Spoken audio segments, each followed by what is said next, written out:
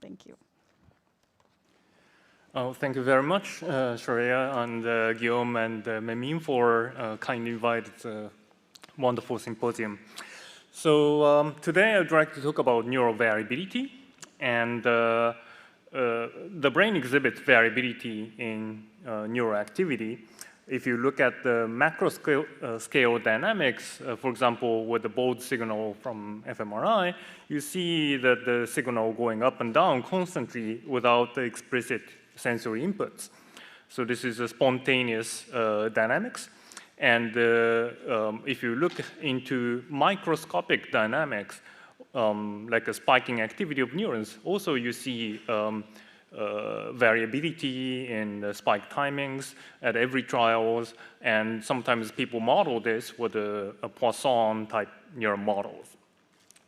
And so variability is an intrinsic property of neurodynamics, and people investigated what's the biological mechanism that control neural variability, includes stimulus drive, attention, neuromodulation, and behavioral states.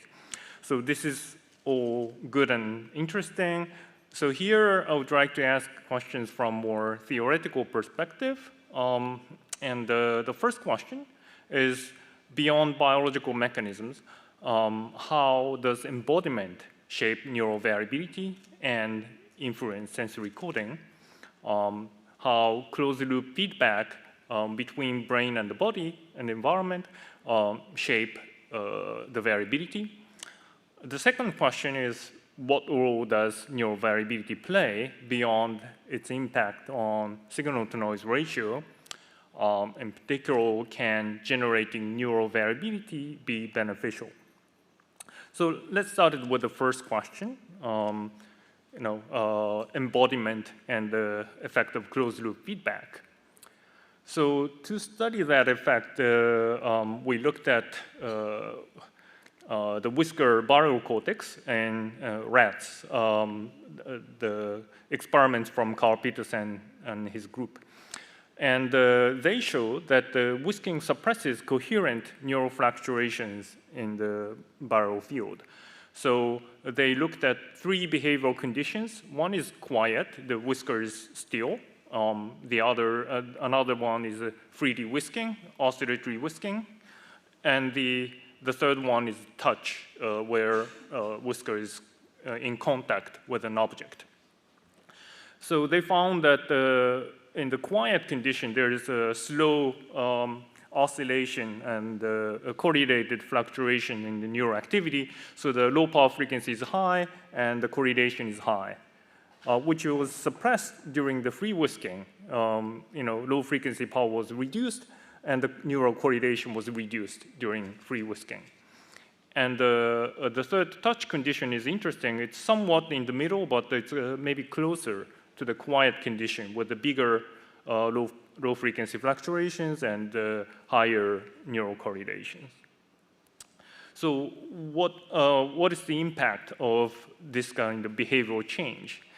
We came up with a very simple-minded model where it says stabilization of where it suggests stabilization of neural variability through some other sensory feedback. So it's an embarrassingly simple one-dimensional Ornstein-Uhlenbeck process. So in the open loop condition, the fluctuation, neural fluctuation is just driven by noise. And in the closed loop whisking condition, the brain causes action to move whisker, and the movement of the whisker in turn sends proprioceptive sensory signals back into the brain, and there's a closed loop feedback going on. And if this closed loop feedback is negative in sign, it can suppress the fluctuations. So if somatosensory feedback is negative, neural variability must be reduced during whisking. So this immediately accounts for the difference between the open loop quiet condition and the closed loop whisking condition where the variability is suppressed. It's still unclear how touch condition is more like open loop condition. To study the touch condition, we looked into additional experiments again from Carl Peterson's group. They showed that whisking suppresses passive sensory response. However, active touch is robustly encoded. So first, they studied passive whisker deflection. Put an ion particle to a whisker and deflected it with a magnetic field. So the same magnetic field stimulation was applied during quiet and during whisking. And during quiet condition, it causes a reliable response. But during whisking, the response was suppressed, which is consistent with the closed-loop suppression of neural variability. If there is a negative feedback loop, it can suppress any neural responses there. But the interesting thing is this active touch response. Animal do whisking and make a contact. In that moment, during the contact, whisker position is held constant at the surface of an object, and there is a reliable touch-evoked response for active touch. So how can we understand this suppression of diffraction response, passive diffraction, but reliable active touch? So again, we came back to the simple theoretical model and suggest an hypothesis. The touch condition may be like open loop condition in contrast to the whisking closed loop condition. Here we say that a brief interruption of negative somewhat sensory feedback enhances active touch response. And why it's an open loop during touch?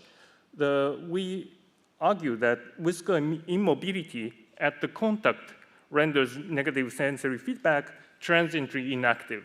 The whisker position is frozen, and the feedback is cut transiently.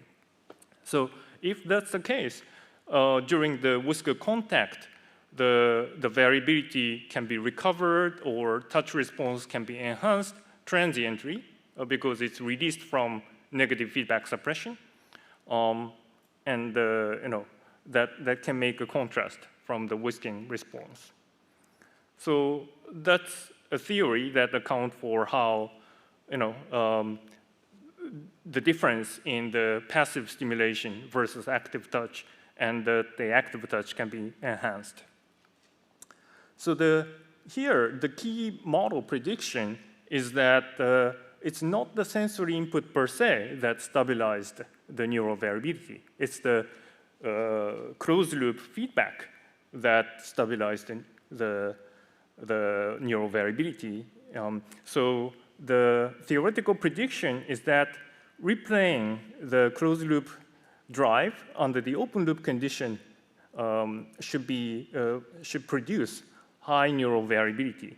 So in particular, if we could record sensory inputs coming in the closed-loop condition and exactly replayed in the open-loop state, the sensory inputs are identical in these two cases.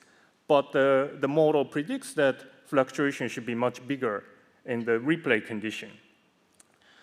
So that's a prediction, and it was difficult to show this in the whisking system, but we are lucky to find Misha Arnes's very interesting experimental data where he already performed the closed-loop replay versus closed-loop virtual reality setup versus replay condition.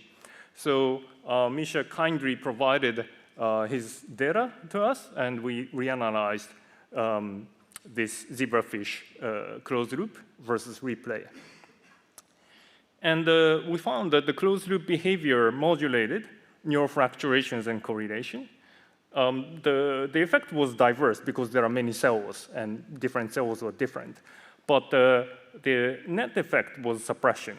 When we looked at the average of all the cells, the power, low-frequency power, was reduced in the closed-loop condition, and the neural correlation was reduced during the closed-loop condition, consistent with the theory. Here's the diversity of different cell pairs. Each point is cell pairs, And there's a correlation between how much the low frequency power was suppressed versus how much the pairwise correlation was suppressed. So it's a just common underlying mechanism. And the theory says that the modulation is achieved by closed-loop feedback, negative feedback loop. So we wanted to infer what kind of feedback loop is operating in the closed-loop condition. And so we used the replay setup. In the replay setup, it's effectively open loop. The environment drives sensory drift and activate neurons, and neural activation, in turn, causes motor signal. So we can infer with the linear filtering fitting, how environment drives the brain, how the brain drives the environment. And here's the average filter that we extracted. So by computing the convolution of this pink filter and the purple filter, we get this effective cyan filter explaining the environment to the brain and brain to the environment effect. And if you look at this filter, it's net negative. So that kind of net negative filter can be operated in the closed loop condition. So that's a theoretical prediction, and we compared this theoretical prediction based on the linear filter versus actual change that happened in the experiment. So the horizontal axis is how much suppression in the closed loop compared to the replay condition was expected from the filter that we fitted. And the vertical axis is actually observed measurement, how much the log power ratio was changed. And the theory, the prediction was significantly correlated with the actual effect, which is nice. We looked at where the top 10% feedback suppressed cells were clustered, were located in the brain, and they were clustered around the cerebellum here, consistent with its role in optomotor behaviors. So here's the interim summary. Closed-loop negative somatosensory feedback can stabilize neural variability during whisking, and its transient release can enhance active touch response in our model. As predicted, zebrafish showed the greater neural variability in the replay condition than in the closed loop, arguing it's a real closed loop effect than sensory input per se. And inferred sensory feedback accounted for the suppression magnitude, and the cerebellum emerged as a primary target for this feedback effect. So embodied sensory feedback shapes neural variability and theoretically sensory information coding as well. So let's come to the second question. It's interesting that the body or environment can shape neural variability as well. But first of all, I mean, what role does neural variability play beyond its impact on signal-to-noise ratio? In particular, can generating neural variability be beneficial? So here we turn to more general question. What is the source of neural variability? One hint to think about is that the dynamical behavior of a neuron can be reliable in isolation. This is a famous experiment by Zach, and here neuronal spike timing is very, very precise when it is driven by fluctuating input. Some people argue that the synapses are a noisy element, and it's true, but there are some experimental findings, like stronger synapses are reliable with a lower failure rate. So maybe that, despite fluctuation noises at the microscopic level, maybe the overall neural circuit may be pretty reliable. So there is actually theoretical suggestion called the chaotic neurodynamics theory. Theoretical models suggest that chaotic activity of a network of neurons produces the apparent stochastic nature of the observed background activity. For example, Van Vrieswijk and Sampolinsky's model and others' model. And here is just one example, our model that exhibit transition from non-chaotic state to the chaotic state in a balanced input model where if the synaptic variability increases, it shows a continuous transition from non-chaotic state to chaotic state. And in the chaotic state, the model is fully deterministic, no noise at all, but you see, fluctuating neural activity pattern. And this is by chaos. So, taking this theory, what is the role of chaos in brain computation? So we wanted to think it in the context of Bayesian inference. The Bayesian inference, which relies on uncertain information, necessitates consideration of a range of possibilities that underlie observed data. And of course, it's impossible to consider all kinds of possibilities. It's too complex to compute. So when exactly variation of Bayesian posterior is challenging, random sampling, such as Monte Carlo method, proves highly effective. And there are nice models like Mate and others showing how Monte Carlo sampling helps when neurons are driven by external noise. And here we would like to hypothesize that neural networks in the brain might actively generate fluctuations in neurodynamics through chaos, thereby enabling Monte Carlo sampling. So the fluctuation may be generated on purpose. So to explore that possibility, we studied multi-dimensional sensory integration task using a recurrent network model. So let's imagine there's an animal which wants to hunt the prey. And to hunt the prey, the animal needs to locate the direction of the prey. So just for simplicity, we pick one of the 5 directions. And these theta, the direction of the prey, is a hidden variable you want to infer. And you infer that via different sensory inputs, maybe one describing vision, the other describing audition. Each of them is uncertain, but you want to integrate them to locate the prey. And you process it with the recurrent networks, and here is the output readout. Just for simplicity, we use winner-take-all mechanism at the readout layer, so one neuron is active at a time. Another simplification is that we consider static input. So because the input is static, if this recurrent network is non-chaotic, the output activity must be constant, just one neuron firing and no change. However, if this recurrent network is chaotic, the activity fluctuates and the active output neurons change in time. So in that case, we have a histogram of the active output neurons. For example, in this example, neuron 3 fires the most frequently, neuron 4 the next, etc.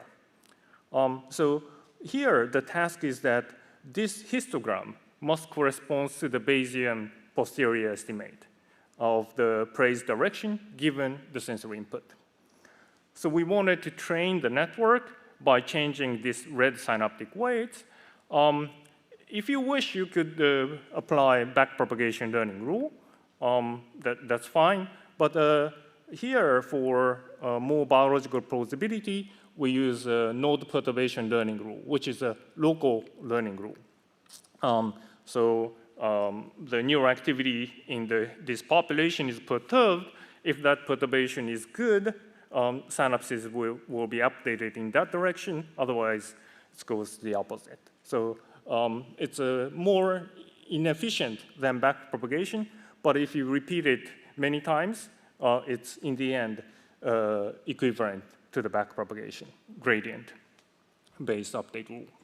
So we trained the network with this and found that the network develops chaos throughout the learning.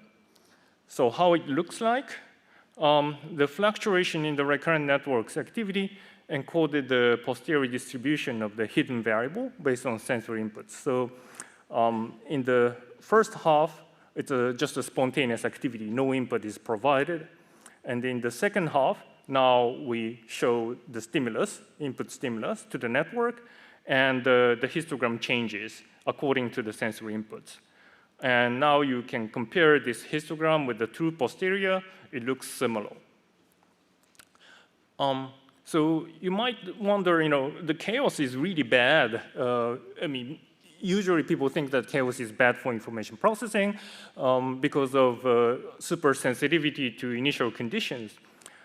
It's true that the network state is sensitive to the initial condition, but not necessarily the distribution of the activity. And in particular, in this case, it's a low-dimensional projection of neural activity, and which is robust to changes in the network trajectory.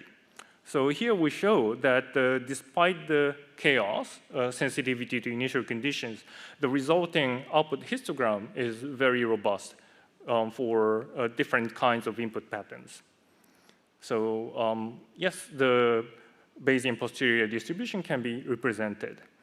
But up to this part, we trained the network for this purpose. So it's just achieving the task itself. Next, we looked at what is the generalization property. So note that we trained the network with the sensory stimuli. And we didn't train the network without stimulus. So we wanted to see what happens with the no stimulus condition. And the previously, Mate and his colleagues performed a very nice experiment showing that comparing the visually evoked stimulus and the spontaneous stimulus. And they showed that after some development, the spontaneous activity looks like average evoked stimulus. And based on this finding, they say that the spontaneous activity may represent the prior of what might be seen, right? So we tested whether this is the case in our network setup, and it was indeed the case. We choose a slightly strange prior distribution here and looked at what is happening in the spontaneous activity condition. The histogram looks exactly like the prior distribution, although we didn't train the network for this purpose. And when stimulus is presented, then the distribution, the histogram turns to the posterior distribution without any explicit training for the prior. Okay, so I want to summarize. We trained the recurrent neural network to sample outputs from Bayesian posterior distribution, and the network developed chaotic dynamics to generate samples reliably for probabilistic inference, consistent with experimental results. Spontaneous neural activity represented the prior distribution of the variable of interest. And this is not explicitly what the network is trained for.